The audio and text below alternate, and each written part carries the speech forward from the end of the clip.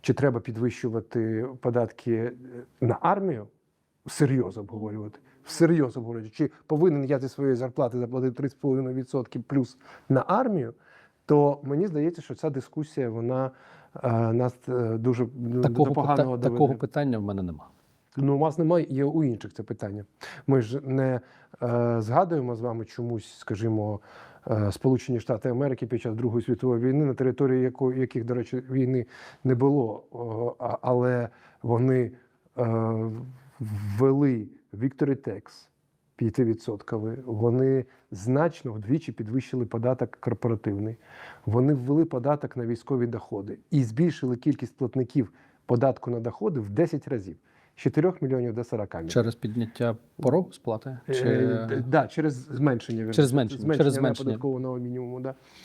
За рахунок цього вони отримали додаткові фінанси, що допомогли їм перемогти.